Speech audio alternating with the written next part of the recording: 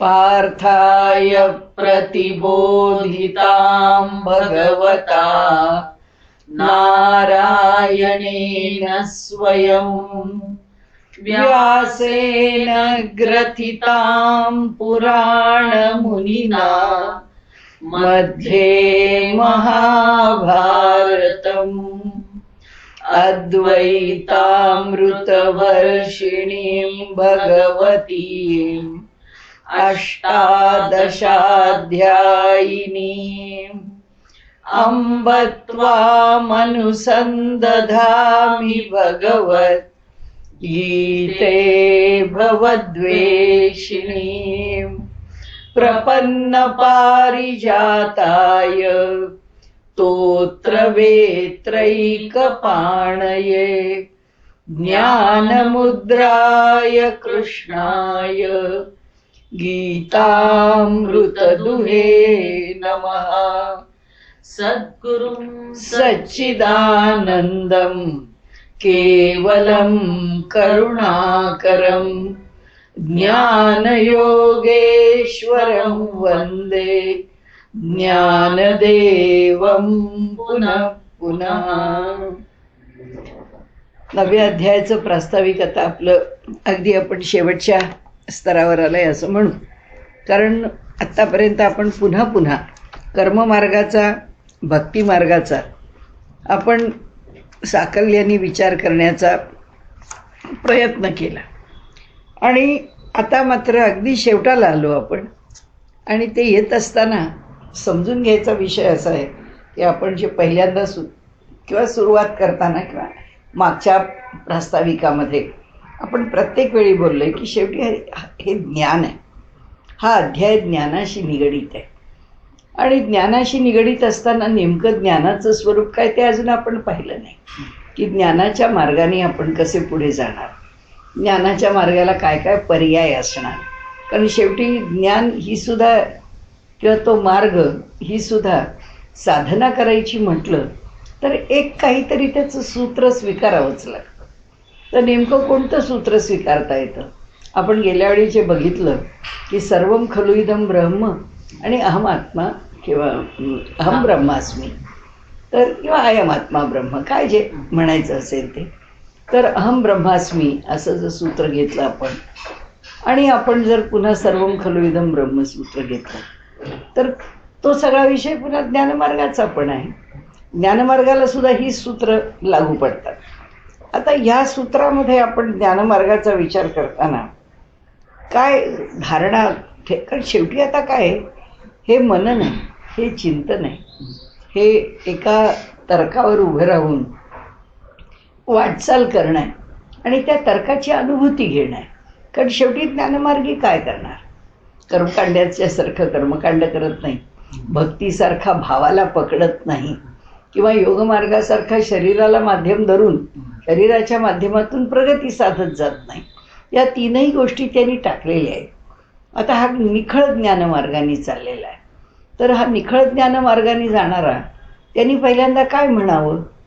तर जसं आचार्य म्हणतात की हे जगन्मिथ्यात्व, ह्या जगताचं स्वप्नवत स्थितीला जाणून मानून तिला मिथ्या म्हणून टाकावी, ही जी भूमिका आहे ती त्यांनी एक दर्शन मांडायला सुरुवात झाली की ती भूमिका मांडताना एक मर्यादा येतेच येते. कोणतीही भूमिका असो, पण एका चौकटीत बंदिस्त करायची म्हणजे त्याची मर्यादा स्वीकारावीच लागते. आता इथे मात्र कसं आहे की हा ज्ञानी किंवा ज्ञानमार्गाने साधना करणारा त्याचा उपासक तो काय काय ह्या विषयांना जाणून घेऊन, म्हणजे स्वप्नवत सृष्टी आहे ही एक धारणा धरायची. तर तो काय धारणा घेऊ शकतो? तर तो अशा धारणेने राहू शकतो की स्वप्नामध्ये नाना प्रकारचे आपल्याला आपणच पाहतो, म्हणजे आपल्याला दृश्य दिसतात आणि स्वप्नात आपण ते अनुभवतो तेव्हा ते अगदी खरं वाटतं. म्हणजे आपण घाबरतो, रडतो, किंचाळून उठतो, म्हणजे त्याचा थोडासा प्रकट आविष्कार पण होतो. स्वप्नात तर होतच असतो की एखादं जनावर किंवा एखादं हिंस्र पशु आपल्या मागे लागल्यानं आपण धावतोय धावतोय धावतोय, एखादा चोर मागे लागलाय, धावतोय धावतोय, किंवा पाणी आहे त्या पाण्यात आपण बुडतोय, आई आई हुई हुई, तिथे कसं असं नको तसं नको देवा. हे सगळे माणसाच्या मनामध्ये ते सगळं खरं खरं होतं.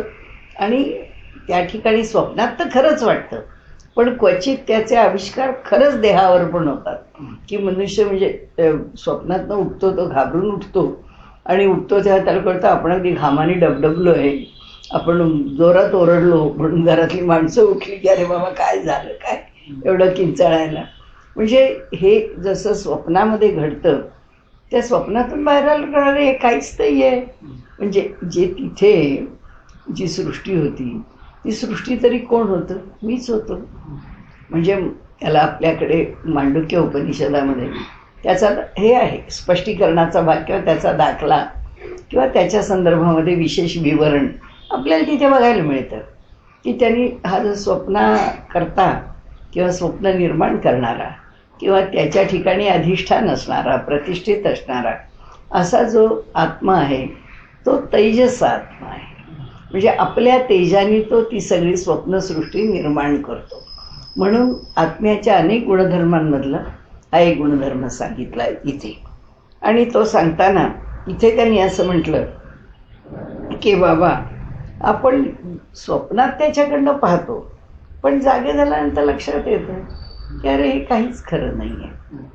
आणि हे जेव्हा लक्षात येतं की हे काही खरं नाही, त्यावेळी त्या स्वप्नावरचा ठीक आहे पडलं स्वप्न सोडून द्या, म्हणजे असं काही मोठं मनावर घेण्याची गोष्ट नाही असं म्हणून माणूस ते सोडून देतो. किंवा त्याच्याबद्दल मनामध्ये लगेच असं का तसं का, किंवा ते असं झालं ते दुःख, स्वप्नात काही पाहिल्याचं दुःख आपल्याला दुःख म्हणून होत नाही, हे काय त्याच्यात एक संपलं. तसं जगताकडे पाहून जगामध्ये जे घडतं आहे ते कसं घडतं आहे? स्वप्नवत आहे. म्हणजे फार सुंदर बहिणाबाईंनी वर्णन केलं. असं कसं मन देवा, असं कसं रे घडलं, जागेपणी तुला काय सपानं पडलं. जागृतावस्थेतलं स्वप्न आहे ते जग. म्हणजे जागे आहोत आम्ही, व्यवहार करतो आहोत, पूर्ण जाणीव आहे आम्हाला. म्हणजे तिने संदर्भ हा नाही आहे घेतलेला, तिचा संदर्भ मन वढाय वढाय उभ्या पिकातलं ढोर, किती हाकलं हाकलं तरी येतं पिकावर. म्हणजे मनाच्या अवस्थेबद्दल ती बोलते तिथे, पण तिने फार सुंदर कल्पना केली की हे जे मन आहे ते असं कसं मन देवा, असं कसं रे घडलं. कसं घडलं हे मन? असं जागेपणी तुला म्हणजे देवाला सपानं पडलं. तुला तुझ्या जागृत अवस्थेमध्ये स्वप्न पडलं का? तर खरं म्हणाल तर तसंच ह्या सृष्टीचं आहे. आपण जागृत अवस्थेत वावरत असतो. कालपर्यंत जो मनुष्य आपल्याबरोबर होता, हसत खेळत बोलत होता, आज तो नाहीसा झाला. काय म्हणावं? या जगामध्ये त्यांच्याबरोबर वावरलेलं सगळं खरं म्हणावं का आता पुन्हा कधीच त्यांच्याबरोबर वावरायला मिळणार नाहीये ते खरं म्हणावं? म्हणजे शेवटी असं आहे की ही माणसं आपल्या जीवनामध्ये इतका मोठा भाग, म्हणजे आपण आपल्या आईला कधी विसरूच शकत नाही, आपण आपल्या वडिलांना कधी विसरूच शकत नाही. प्रतिक्षणी आपल्याला आपल्या सद्गुरूंची आठवण नाही असं कधी होऊच शकत नाही. प्रतिक्षणी आठवण आहे, प्रतिक्षणी. क्वचित जीवाची तडफड आहे, क्वचित असं होतं की अरे, कारण शेवटी असं आहे की आपण काही पोचलेले कोणी नाही, आपल्याला त्याचा शोक होतोच की देवा हे असं व्हायला म्हणजे नाही, हे नको. म्हणजे आपण किंबहुना आपल्याला जर कशाची जर मुभा असती तर आपण असं म्हटलं असतं की नको आता ह्याच्या पश्चात आपल्याला जीवनच नको, इतकं त्याच्याकरता आपण हे राहिलो असतो. म्हणजे असं वाटतं मला की असं घडू शकतं आपल्या आयुष्यामध्ये की आता माझ्या सद्गुरूंनी जेव्हा समाधी घेतली त्यावेळी मी उत्तरकाशीला होते. मला असं कळत नव्हतं किंवा मला कधी त्यांनी तर मला मुळी जाणवू पण दिलं नाही, पण मला माहिती नाही सत्पुरुषांच्या ठिकाणचा अधिकार काय असतो आपण ओळखत नाही. परंतु 1-2 दिवसांनंतर आप्पा असतील असं काही मला वाटेल ना. म्हटलं आप्पा जर इथे, म्हणजे माझ्या मनात गंमतच वाटायची मला आणि जरा थोडंसं बरं वाटायचं नाही. असं वाटायचं काय कठीण आहे हे सगळं. अशा अर्थाने गंमत वाटायची की कसं म्हणजे माणसाच्या मनात असे विचार येतात. गमतीशीर आहे सगळं, म्हणजे काही योग्य तर मुळीच नाही आहे, पण आश्चर्यकारक आहे. आणि त्याच्या घडण्यामध्ये सुद्धा, कारण असं वाटायचं, आम्ही उत्तरकाशीला असायचे, आमच्या समोर गंगेचा प्रवाह, काय तर किनाऱ्यावरच आश्रम, 100 पावलं सुद्धा पुढे जायची गरज नाही, इतके आम्ही किनाऱ्यावर राहत असो. पण मला तिथे बसावंसं वाटायचं नाही, नाही तर कायम तिथे बसणारे आम्ही घाटावरती, काय 4 पायऱ्या की समोर गंगा ना, पण तिथे बसायचो. पण त्या दिवसांमध्ये मी काढता येत म्हणजे गंमत आहे, काय चाललंय आपल्या मनाचे खेळ. मी तिथून उठून शेजारच्या आश्रमाच्या इकडे, गंगा अशी थोडीशी वेगळी आहे आपल्या इथे, तिला खूप म्हणजे असं खोल आहे तिथे, तिचा प्रवाह पण असा उसळत आहे, त्या मनाने तो त्या मागच्या बाजूला थोडा संत आहे आणि बरीच किनाऱ्यापर्यंत वाळूच आहे आणि अगदी पाय सोडून तिच्यात बसता येईल असं आहे. म्हणजे तिथे तिचं रूप थोडं शांतच आहे. तर मी तिथे जाऊन बसायचे आणि माझ्या मनात यायचं की समजा आपण इथे देह ठेवला तर आपण इथून खाली कसे उतरणार, आपल्याला उतरावंसंच वाटणार नाही की एवढ्या मोठ्या सत्पुरुषाच्या जवळ राहिलो आपण आणि त्यांनी देह सोडला ना, आपण पुन्हा लौकिकात निघून गेलो, कशा करता जायचं, नाहीच जायचं. आणि आपण इथे आपला देह इकडे सोडून द्यायचा. मग आता रोज तिथे जाऊन रोज संध्याकाळी बसायची गंगेची. म्हटलं हे काय विचार आहेत, मला माझं हसू यायचं की हे काय विचार आहेत. पण असं वाटायचं समजा आपण जीव द्यायचा ठरवला तर आपल्याला भीती वाटेल का, म्हणजे आपल्या मनाची स्थिती काय होईल. मला तर काही नाही भीती वाटायची, कारण पहिली गटांगळी खाईपर्यंत तर काहीच झालेलं नसतं आणि पहिली गटांगळी घालल्यावर आपल्या हातात काहीच नसतं, म्हणजे काय जे व्हायचं असेल ते होईल. ते पहिली गटांगळी खाईपर्यंत चाललं एवढंच आपल्या हातात आहे, असं काहीतरी रोज विचार मनात यायचे. 7 दिवस 8 दिवस 10 दिवस हे असं. म्हटलं हे काय खरं नाही आहे, काहीतरीच गमतीशीर घडतंय, म्हणजे ज्याला काही शेंडाना ओळखा असं. तर सांगायचा हेतू म्हणजे असा की सत्पुरुष काय योजतात ते तोंडांनी नाही बोलले तरी तुमच्यापर्यंत बरोबर पोचवून देतात.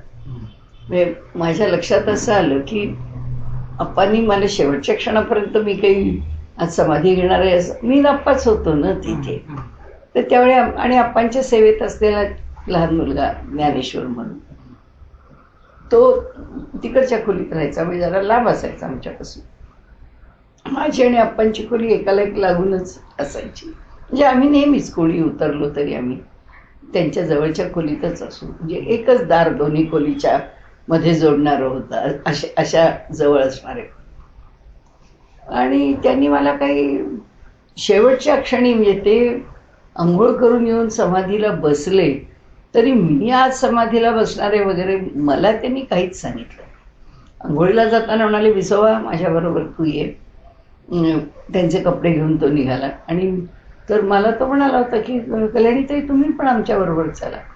मी काय, आम्ही आवरून तयारच होतो, कारण ते म्हणाले होते की आज मी लवकर आणि करायचेच, म्हणजे आम्हाला एखादशी काही वाचन करायचं असलं तर ते आधीच सांगून ठेवायचे, आज एकादशी आहे, आज मी काही फार उशीर करणार नाही आहे, लवकर अंघोळ करणार आहे, तुम्ही पण तुमचं आवरून ठेवा. आज आपल्याला अमुक एक ग्रंथ, छोटा ग्रंथ कोणता तरी घ्यायचो आणि तो आपण आज वाचून पुरा करू. आणि काय त्यांची स्थिती असेल तसं, कारण एखादा साधा 500 ओव्यांचा ग्रंथ असला, 350 ओव्यांचा ग्रंथ असला तरी एके वेळची, म्हणजे मला आत्ता परवाच्या वसंत पंचमीला सुद्धा आठवण झाली. आम्ही वसंत पंचमीला रुक्मिणीचा विवाह, आता म्हणाले रुक्मिणी स्वयंवर आपण वाचूया आज. म्हटलं ठीक आहे, काय करू अप्पा प्रसादाला, तर म्हणाले तू बदामाचा शिरा कर. त्याप्रमाणे बदामाचा शिरा करून ठेवला आणि आम्ही वाचायला बसलो. कुठलं वाचन, ते 500 ओव्या कसल्या, मी 25 ओव्या नाही वाचले तर अप्पांची समाधी लागायची. मी 25 ओव्या नाही वाचल्या, 10 ओव्या नाही वाचल्या तर अप्पा काय, तर त्यांची समाधी उतरेपर्यंत बसून राहायचं, दुसरं तर काही करायचं नाही सारखं. म्हणजे आम्ही दुपारी, सकाळचं पहिलं त्यांचं थोडा फराळ वगैरे आवरून 2 वाजता आम्ही जे बसलो, तर रात्री 11 वाजता आमचं रुक्मिणी स्वयंवर वाचून झालं. 500 ओव्या कुठे, ते व्हायला किती, अगदी डोक्यावरून पाणी 35 ते 40 मिनटं 500 ओव्यांना लागणार. आमचा काही ते हे संपता संपेना. सांगण्याचा हेतू असा माझा की तिथून एक गोष्ट संपली. ह्या सगळ्यामध्ये एखाद्याच्या मनात असे विचार येतात आणि ते विचार तो जे करतोय हे विपरीत आहे, हे बरोबर नाही, असं जेव्हा सत्पुरुषांना वाटतं, तेव्हा जेव्हा ते सकाळी अंघोळीला जायचे होते त्याच्या आधी ते माझ्या खोलीत आले. म्हटलं असं कधी आप्पा करत नाहीत, दरवाजा वगैरे कधी त्यांचा उघडत नाही, आज कसा काय दरवाजा उघडला? दरवाजा उघडून माझ्या खोलीत आले. म्हटलं आप्पा आज तुम्ही सकाळी कसे काय आलात माझ्या खोलीत? तर म्हणाले, कल्याणी एक गोष्ट सांगतो की माणूस किती आपल्याला प्रिय असलं तरीसुद्धा म्हणाले तू खूप लहान आहे सर, मी मोठा आहे.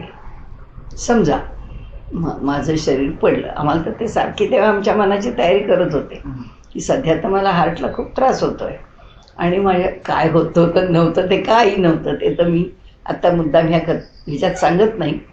परंतु ते तसं सगळं आम्हाला आपले बोलायचं म्हणून ते चांगले धडधकट होते, तो काही भाग नव्हता, ते चरित्रात आहे सगळं लिहिलेलं. पण मला म्हणाले समजा ह्या हार्टनी मला त्रास झाला आणि मी गेलो तर तुला दुःख होईल की नाही? मग तुला वाटेल की कशाला, हे आयुष्याला काही अर्थ नाही आहे. तर म्हणाले असं वाटून तुला जर वाटलं आता आपण आपला ध्येयच ठेवायचा नाही, असं म्हणाले नाही करायचं. हां, ते म्हणाले अजून तू 60च होतीयस. तर म्हणाले म्हणजे अजून अवकाश आहे, 60 व्हायला सुद्धा अवकाश होता, मी फक्त 52च वर्षाची होते. हां, तर म्हणाले की तुला 60 व्हायला अजून अवकाश आहे, अजून 5 तपजीवनाची पुरी झाली नाही आहेत, म्हणजे कमीत कमी आयुष्य 60 वर्षांचं, ते तर आपण जगलंच पाहिजे.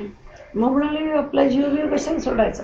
लक्षात ठेव म्हणले, माझ्या समोर मला सांगून ठेव शपथपूर्वक की मी काही असं झालं माझ्या आयुष्यात माझ्या समोर आप्पांचं तर मी असं काही करणार नाही. म्हटलं आप्पा हे काय चाललंय? म्हणाले तुझ्या मनात येतोय की नाही विचार? म्हटलं हो येतोय, पण मला म्हटलं आलेला जो विचार आहे ना तो मला आवडत नव्हता. मला असं वाटायचं हे काय आहे, एका बाजूने वाटायचं ही सगळी गंमतच आहे आणि दुसऱ्या बाजूने वाटायचं हे फार वाईट आहे. आपलं मन चांगला का विचार करत नाही, वाईट का विचार करतं? असं म्हटलं माझ्या मनाला फार दुःख पण व्हायचं आणि मला मजा पण वाटायची. काय हे कुठं काय जाण्याची तयारी वगैरे, ते कसं जाऊन मग आपण कसं तिच्यात उतरून काय, म्हणजे मला अगदी वेड्यासारखं काहीतरीच चाललंय असं वाटायचं. बोलले आणि 2 तासांनी समाधीलाच बसले, सगळं चित्रच पालटलं. म्हणजे मला जे सांगायचं आहे की जग आणि मी अंतरच नाही, की कोण कल्याणी आणि आप्पा, पण कल्याणीच्या हृदयातलं प्रत्येक स्पंदन त्यांना कळतंय. म्हणजे त्याचं कारण काय? सर्व जगाशी सुसंवाद आहे. हे जे त्यांना ज्ञानमार्गावर सांगायचं आहे ना की सगळं जगत अहम ब्रह्मास्मी, पण सर्वम खलु इदम ब्रह्म, मी ब्रह्म आहे म्हणून मी असा वरती कोणी दुड्ढाचार्य होऊन ह्या जगताकडे पाहतोय असा नाही आहे. ह्या जगतात मिसळलेलंच आहे. जलामध्ये मीठ मिसळल्यानंतर सगळ्या पाण्याला सारखंच खारटपण आहे.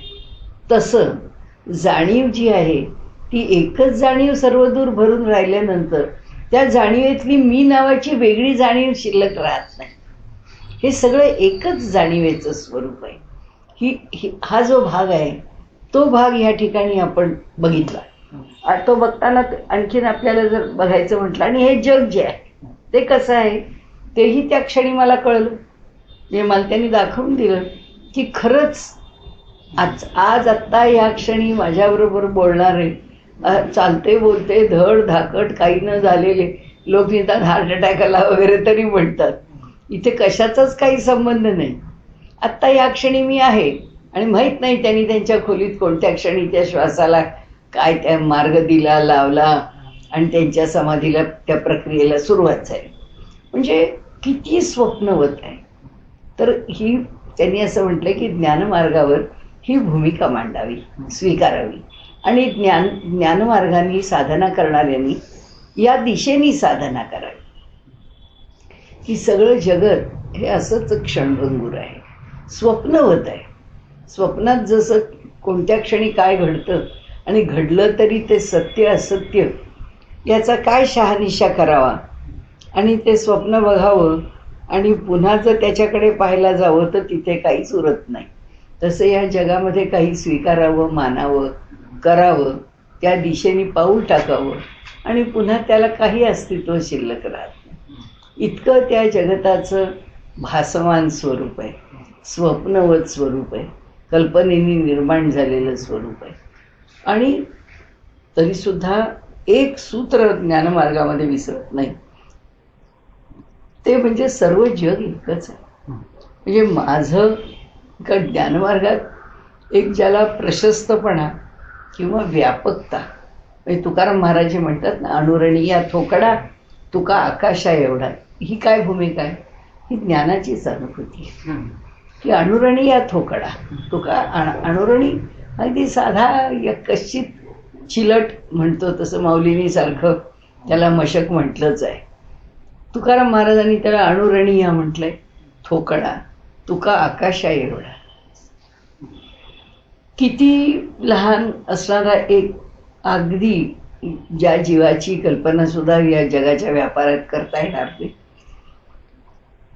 अगदी समुद्रातली रेती सुद्धा म्हणता येणार नाही, इतकं या ब्रह्मांडाच्या दृष्टीने एका जीवाचं अस्तित्व आहे. असं असून सुद्धा तोच जीव आपल्या व्यापकतेला प्राप्त झाला तर काय आहे? ईश्वरापेक्षा वेगळा कुठे आहे? ईश्वरासारखाच झाला, ईश्वराच्या तोडीचाच झाला. आणि त्यामुळे ही भूमिका एक भूमिका आहे की ज्ञानमार्गात जी ठेवायची. आणि त्या भूमिकेमध्ये सामान्य मनुष्य साधना करत असताना किंवा सामान्य मनुष्य अभ्यास करत असताना त्याचा जो अभ्यास आहे त्या अभ्यासात आपण नेहमी म्हणतो दुसऱ्याला दुखवू नये, एक, आणि दुसऱ्याला जाणून घेण्याचा प्रयत्न करा. नाही तर आपण म्हणतो त्याच्या जागेवर आपण आहोत ही कल्पना करा की त्याच्या जागेवर आपण असलो तर आपल्याला काय वाटलं असतं, असं झालं असतं तर आपल्याला काय वाटलं असतं. आपल्याला खूप वाटलं की आपण फार काहीतरी चांगलं करतो आहोत. अरे पण कशाला? तुला जर कळतंय की तुला जर असंच कुणी वागवलं, आपण लहान मुलांना शिक्षा करतो किंवा उलटही धरू, काही नेहमीच व्यतिरेकाने पाहिलं पाहिजे असं अगदी समजावून. लहान मुलं आहे, आई नोकरी करते, मुलं अगदी लहान आहे, त्याला आईची खरंच गरज आहे आणि आईच्या बरोबरच राहावं असं वाटतं. तर आई त्याला नोकरीला जाताना मूल जागं झालं, सगळे झोपलेलं असलं तर सोपं असतं, आई पटकन त्याला सोडून निघून जाते, पुढे माणसं सांभाळतात. पण मूल जागं आहे आणि आईला नोकरीला जायचं आहे, ही पंचायत अशी होते तिची की त्याला किती किती प्रकारांनी समजावू, काय करू. ती बिचारी समजावते आणि शेवटी एका क्षणी तिला आता माहिती आहे की आता 5 मिनिटं याच्याकरता वेळ देणं शक्य नाही, मला निघायचं म्हणजे निघालंच पाहिजे. आणि ती निघते बिचारी, पण ती जाते, त्याला तर कसं तरी कठोर काय करेल मन जे करेल ते, पण ती निघून जाते. तर ते मुलं आहे ते जे मागे राहतं तर ते रडत रडत आईच्या मागे बाहेर यायला लागतं, कारण आई निघाली तरी त्याच्या वाटेने आई आई आई करत येतच बाहेर. अशा लहान मुलाला जर म्हटलं ना की खूप समजावतं, कोणी आजी आहे, कोणी आजोबा आहेत, कोणी मावशी आहे, कोणी काकू आहे, समजावते, नाही आहे तो रडू नको, हां आई येईल ना, तर जाऊ दे, कुठे गेली तर मी आहे ना, आपण खेळू ना, आपण हे करू, तुला हे देऊ का खेळायला, तुला ते देऊ का खायला. सगळ्या प्रकारांनी त्याची मनाची समजूत घातली जाते. पण आणि तू शहाणा आहेस की नाही, आपलं सर्वात शेवटचं अस्त्र असतं की तू शहाणा आहेस की नाही, मग रडायचं नाही. आता शहाणा मुलं कधी रडतात का? ते मूल म्हणतं मी वेडा आहे पण मला आई पाहिजे. कारण हां, तर तुम्हाला तुमचं शहाणपण घेऊन काय करायचं, मला माझी आई द्या बस, बाकी मला काही नको आहे. तर ही जशी एक भूमिका आहे की ती भूमिका त्या मुलाची कशी असते, निरागस आहे पण मला तो पाहिजेच आहे, मला माझी आई पाहिजे म्हणजे मला पाहिजेच आहे. तशी या ठिकाणची जी भूमिका आहे ती भूमिका अशीच आहे की त्याच्यामध्ये हे सगळं जे जगत आहे ते जगत मी समजून घेतो आहे, त्या जगतामध्ये मीच भरून राहिलेलो आहे, हे जसं खरं आहे तसंच एक माझा अट्टाहास जरूर आहे की मला तो परमात्मा भेटलाच पाहिजे, असलाच पाहिजे, माझ्याच जवळ असला पाहिजे. ही जी थोडीशी जाणीवेच्या पातळीवरची जी मोहाची बाजू म्हणा, आसक्तीची बाजू म्हणा, पण भगवंत म्हणतो नाही, ही टाकायची आहे, मला तो पाहिजे नाही. त्या जगामध्ये मी मिसळूनच गेलो, ह्या ब्रह्मांडामध्ये मी मिसळूनच गेलं. त्यामुळे तुकाराम महाराज जे म्हणतात, तुका आकाशा एवढा. आता कुठं तुका आहे? आता तुकाला काय म्हणजे आता तुक्याला परमात्मा पाहिजे आहे का? तेव्हा तो परमात्मा पाहिजे आहे या जाणीवेवर पण राहिला नाही, ती जाणीव पण नाही. आणि म्हणून आपल्याकडे गीताकारांनी सुरुवातीला जी भावात्मकता सांगितली आहे, नासतो विद्यते भावो नाभावो विद्यते स. तिथे अभावातून काही जसं निर्माण होत नाही, तसं हे जे भाव आहेत ना आणि अभाव आहेत ना, ही जी मोठी एक विलक्षण, हे एक द्वंद्वच आहे.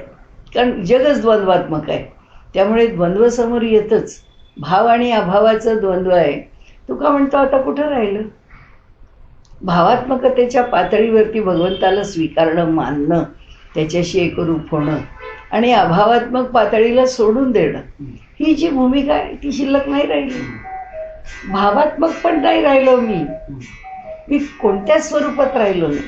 सर्वम खलु इदं ब्रह्म फार अवघड आहे. आणि म्हणूनच गीताकारांनी पुन्हा पुढं सांगितलंय, वासुदेव सर्वमिती स महात्मा सुदुर्लभ. हा विलक्षण दुर्लभ आहे. कारण स्वतःचं सर्वस्व टाकणं, त्यात अहंकाराची अत्यंतिक निवृत्ती वगैरे शब्दांचे किती खेळ म्हणा, त्या सगळ्या खेळांच्या पलीकडे ती अहंकाराची निवृत्ती. आणि अशी अहंकाराची निवृत्ती कधी, कशी, आपल्याला काही समजत नाही. समजत नाही म्हणजे त्याचं स्वरूपच वेगळं आहे, जे ज्ञानाच्या कक्षेवरचं आहे. तुका आकाशा एवढा अणुरणीया थोकडा, इतका व्यापक झाला तो आता, इतका व्यापक झाला. आणि तो स्वतःला आकाश एवढा म्हणाला, पण तरी तो म्हणतो की सगुणात जे प्रेम आहे अद्वैती तो नाही समाधान. आता हे कुठून आलं? सगळंच जर सुटलं तर हे कुठून आलं? पण शेवटी असं आहे, हाच तर लढीवाळा आहे पंचम पुरुषार्थाचा. म्हणजे आपण ते जे सूत्र आज धरलेलंच आहे, मागच्याही याच्यात ते सूत्र ठेवलं आहे की शेवटी सर्व मार्गांच्या वरती जी शिल्लक राहते ती परमपुरुषार्थ स्वरूप भक्ती शिल्लक राहते. तर इथे तुकाराम महाराज म्हणतात, तेच म्हणतात की शेवटी असं आहे की भगवंता, कितीही कळलं तुझ्या अद्वैताचं तत्त्वज्ञान, कितीही समजून घेतली तुझी व्यापकता, आणि कितीही मनाला वाटलं की नाही निर्गुण ते निर्गुणच आणि सगुणाची मर्यादा जाणावीच, पण म्हणाले त्या निर्गुणात काही समाधान नाही, अद्वैती तो नाही समाधान.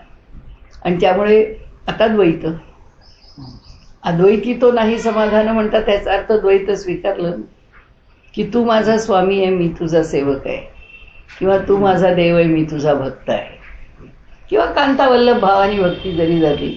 तुकाराम महाराजांनी फारशी तशी मांडली आहे आणि नाही, दोन्ही विराण्या तर सगळ्या तशाच आहेत. बळीयाचे संगे आम्ही झालो बळवंत. त्यामुळे तिथे तर म्हणजे परमविरहासक्ती भक्तीच त्यांनी विचारात घेतलेली आहे. सांगायचा हेतू असा की कोणताही भाव हा आला, एकदा त्या स्तरावरून खाली उतरले, त्या अद्वैताच्या किंवा त्या निर्गुणाच्या किंवा त्या वेगळ्या तऱ्हेच्या एकात्मकतेच्या खाली उतरले की काय येतं? द्वैतच येतं. आणि त्यांनी द्वैत स्वीकारूनच भक्ती करतात. आणि इथे म्हटलंय काय, ज्ञान म्हणजे द्वैताचा म्हणजे अंगीकार न करणं, द्वैताचा पूर्णपणे त्याग करणं, द्वैत सुटणं. द्वैत म्हणजे अज्ञान आहे आणि अद्वैत म्हणजे ज्ञान आहे. कुठे गेलं अद्वैत? या एवढ्या मोठ्या सत्पुरुषांच्या ठिकाणी सुद्धा एवढा शुद्ध भक्तीचा अवलंब करणारे, भगवंताकरता सर्वस्व सोडलेले भक्त आहेत. पण तरीसुद्धा म्हणजे गंमत इथंच आहे. आता लक्षात अशी घ्यायला पाहिजे आपल्याला ती बाजू, की ज्ञानाची बाजू ऐकताना आपल्याला द्वैताचा त्याग करून अद्वैतात गेलं पाहिजे, हे बोलायचं आहे. बोलायचं आहे म्हणजे विधान करतोय आपण. आता हे बोलल्यानंतर सुद्धा पुन्हा माऊली काय सांगते की हे तर समजलंच पाहिजे. हे समजलं, ह्यात आम्ही काय झालो? पारंगत. म्हणजे बघाशी जसं एक उदाहरण आपण घेतलं की मी साधं म्हटलं की माझंच उदाहरण वैयक्तिक सांगितलं मी, म्हणजे काही लांब जाऊन कोणाचं ऐकायला नको. आपल्याला ते त्यावेळी काहीच कळत नाही हो. नंतर कळतं की हे सत्पुरुष म्हणजे या सृष्टीशी एकरूप झालेले आहे. त्यांचं प्रत्येक स्पंदन ज्या स्पंदनाशी जोडायचं ते लगेच जोडलं जात आहे. ते कशाला आमच्या अंतःकरणात डोकवायला जात आहेत. पण ज्यावेळी त्यांना गरज वाटली त्यावेळी ते त्याच्याशी एकरूप होऊ शकतात. तसं समर्थांच्या चरित्रातलं जे आपण अगदी वस्तुनिष्ठपणे पाहतो, हे मी व्यक्तिनिष्ठ उदाहरण सांगितलं. वस्तुनिष्ठ आहे, उद्धव गोसावी आहे, समर्थ आहे, आणि त्या दोघांच्यामध्ये गप्पा चालल्या आहेत, बोलणं चाललं आहे. रामनवमीचा उत्सव जवळ येतो आहे म्हणाले आता. तर या उत्सवाच्या संबंधाने समर्थ म्हणतात की रघुकुळ टिळकाचा काळ सन्निध आला, तदुपरी भजनाने पाहिजे चांग केला. हे सुद्धा द्वैत अर्थानेच आहे ना, की रघुकुळ टिळकाचा, खरंच ते स्वतः रघुकुळ टिळकच आहेत. काळ सन्निध आला, जाण्याचा काळ जवळ आलाय. वास्तविक ह्या अर्थाने ते बोललेच नाही आहेत. त्यांना म्हणायचे आता उत्सव जवळ आलाय. रघुकुळ टिळकाचा काळ सन्निध आला, तदुपरी भजनाने पाहिजे चांग केला. आता त्याच्यात उत्सव महोत्सव आले की आलंच भजन कीर्तन वगैरे. चांग केला, उत्तम प्रकाराने उत्सव पार पाडायचा आहे. उद्धव गोसावी लगेच आहे, अनुदिन नवमी हे मानसी आठवावी, बहुत लगबगीने कार्यसिद्धी करावी. आता अनुदिन नवमी हे नवमीच आहे. रामजन्म म्हणजे काय, नवमीच आहे. पण यांची नवमी आहे. ह्या मला माहिती आहे, मी आपल्याबरोबर शिष्य म्हणून वावरतो आहे, पण मला माहिती आहे की आपण आपला देह टाकणार आहे. ती नवमी आहे. म्हणून ते म्हणतात अनुदिन नवमी हे मानसी आठवावी, बहुत लगबगीने कार्यसिद्धी करावी. आता दोघांच्याही मुखामध्ये हे वचन शोभणार आहे. रघुकुळ टिळकाचा काळ सन्निधालाही यांच्या भूमिकेमध्ये, उद्धव स्वामींच्या भूमिकेमध्ये शोभतं. आणि उत्तर देताना त्यांनी अनुदिन नवमी हे मानसी आठवावी म्हटलं तरी शोभतं. कारण काय, लक्षात ठेवा, नवमी आहे, बहुत लगबगीने कार्यसिद्धी करावी. काय असेल ते कार्य माझ्याकडनं करून घ्यायचं करून घ्या, पुन्हा तुमच्या सहवासात मी नाही आहे, जे पाहिजे आहे ते घ्या. तर अशा अर्थाने हा जो भाग आहे, अशा अर्थाने जो भाग आहे तो भाग आता आपण म्हणजे बघत होतो की एक द्वैत स्वीकारलं तर काय होतं. म्हणजे ज्ञानमार्गामध्ये द्वैत स्वीकारलं, अद्वैत म्हणजे अज्ञानाची निवृत्ती आहे, द्वैत म्हणजे अज्ञान आहे. असं असून सुद्धा ज्ञानाला स्वीकारल्यानंतरही पुन्हा अडचण काय राहते बघा. म्हणजे आपल्याला ना व्यवहारामध्ये अशी उत्तरं शोधता येत नाहीत. संत सत्पुरुष आपल्याला ती शोधून देतात. तसंच लगेच ते पुढे काय म्हणतात की त्याच्यामध्ये आपल्याला ही एक भूमिका जशी स्वीकारली तशी दुसरी भूमिका स्वीकारता येते की जग आम्हाला नामरूपात्मक भिन्न भिन्न दिसतं खरं, पण तरीसुद्धा अन्वयाने ते जाणून घ्यावं. अन्वय आणि व्यतिरेक आहे. त्या अन्वय आणि व्यतिरेकामध्ये अन्वय म्हणजे असं आहे, असं आहे, अहम निर्विकल्पो निराकारो रूपो विभुर्व्याप्य सर्वत्र सर्वेंद्रियाणां सदा मे समत्वम न मुक्तीर न बंधा चिदानंद रूप शिवोहम शिवोहम. ही सगळी पॉझिटिव्हिटी, ह्या असं आहे, असं आहे, असं आहे. आणि जेव्हा व्यतिरेकाने सांगायचं आहे तेव्हा नाही आहे. म्हणजे मनोबुद्धी अहंकार चित्त आणि नाम न वाक्पाणी पादव न चौपस्थ पायी, म्हणजे नाही आहे, हे नाही आहे. म्हणजे अहम भोजनम नैव भोज्यम न भोगता, हा व्यतिरेक आहे. आता ते काय म्हणतात, ज्ञानाच्या भूमिकेवर अन्वयाने जग जाणून घ्या. हा भाऊ आहे, हा बहीण आहे, हे वृक्ष आहे, ह्या वल्ली आहे, हे सगळं आहे. हे आहे हे जाणून घेऊन ते कसं आहे, क्षणभंगूर आहे. त्याचं अस्तित्व स्वीकारलं आहे, पण ते स्वीकारलेलं अस्तित्व आम्हाला जर नाकारायचं नाही आहे, म्हणजे काय, जगाचं अनादित्व आम्ही स्वीकारलं. जगाचं अनादिपण जाणून घेऊन हे जग असंच चालू राहणार आहे. मग हे जग असंच चालू राहणार आहे तर ह्या जगामध्ये सातत्याने असणारं एक समान तत्व कोणतं आहे, परमात्मा. त्यामुळे कुणी कसाही येऊ, म्हणून नाथांच्या घरामध्ये चोर शिरले चोरी करायला. नाथ म्हणाले त्यांच्या पत्नीनं सांगितलं, यांना आधी स्वयंपाक करा, जेवायला घाला, कडे उपाशी आहेत. मग त्यांना काय चोरी करायची ती करू दे. कारण शेवटी काय तोच आहे, तो अनादी परमात्मा तत्वरूपाने सगळ्यांच्या अंतःकरणात भरून राहिला. हे असंच शाश्वत राहणार आहे. म्हणजे तो माझ्या घरचं चोरून नेणार आहे असं वाटत पण नाही. त्याला वाटतं ते माझ्या घरातलं त्याच्या घरात गेलं म्हणून कुठं बिघडलं. शेवटी सगळं परमात्माच आहे ना. ही इतकी भावना आल्यानंतर सगळंच बदलतं. लोक म्हणतील असं जर बघायला गेलो तर आमच्या घरात काही राहायचंच नाही. तो आत्ता आपला विषयच नाही. हा ज्ञानाचा विषय, हा सामान्याचा विषय नाही. जो अजून द्वैतातच आहे किंवा जो आसक्तीने लडबडलाय त्यांनी ही भाषाच बोलू नये किंवा ह्या स्तरावर जाऊच नाही. त्याला कबीरांनी म्हटलंय तसं की घराला आधी चूड लावा, घर जाळायला सोडून द्या आणि मग माझ्या मागे या. कबीरा खडा बाजार में, तो बाजारात उभा आहे. म्हणजे आभाळाच्या खाली उभं राहिलेलं एक व्यक्तिमत्व आहे. यायचं आहे याच्या मागे बघा, इतकं निस्संग होऊन येता येत असेल तर या. म्हणजे ही एक भूमिका आहे. आणि दुसरी त्याची म्हणजे तिसरा भाग म्हणून ही दुसरी भूमिका झाली. तिसरी भूमिका अशी आहे की वाटेल त्या ठिकाणी कुठेही कसंही जे आहे त्या स्थितीत मीच म्हणजे परमात्माच भरून राहिलेला आहे. कसंही असो. म्हणजे फासावर जाणारे आमच्याकडे हातात भगवद्गीता घेऊन इतक्या धैर्याने जाऊ कसे शकतात. कारण मनोभूमिका त्या पातळीवर पोचलेली असते. कदाचित त्यांना त्यावेळी ज्ञानमार्गाचं तत्वज्ञान माहिती असेल नसेल, पण अंतःकरणातली जी त्या ध्येयाच्या विषयीची उत्कट ओढ आहे आणि त्याच्याविषयीचं जे स्थैर्य आहे, ते जे अंतःकरणात प्रतिष्ठापित झालेलं आहे, ते इतकं डटके आहे, ते इतकं स्थिर आहे, ते अगदी एखाद्या जिब्राल्टर रॉकसारखं आहे की तिथं काही बदलूच शकत नाही. म्हणजे मन एवढंसं सुद्धा चंचल होत नाही.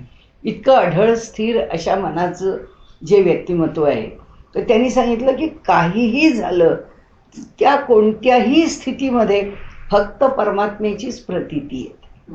फक्त परमात्माच जाणवतो. द्वैतात असो, अद्वैतात असो, मृत्यूत असो, जीवनात असो. आणि त्यामुळे या ठिकाणी इथे जो ज्ञानमार्गाचा विचार मांडला आहे, तर आता पुन्हा पुन्हा बोललो म्हणून आपण त्याच्यावर म्हणजे पुढे पुन्हा विवेचन करायची गरज नाही. तर एकच आहे त्याच्यात मांडलेला विषय. बाकीच्या लहान लहान आणि खूप गोष्टी आहेत, पण त्या सगळ्याचा प्रास्ताविकात परामर्श घेणं काही शक्य नाही.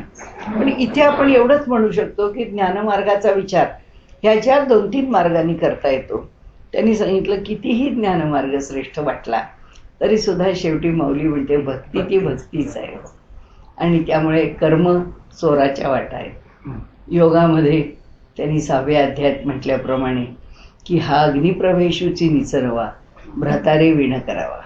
स्त्री आपल्या पतीला मांडीवर घेऊन जेव्हा सती जाते त्यावेळी तिची समाजामध्ये मोठी प्रतिष्ठा असते.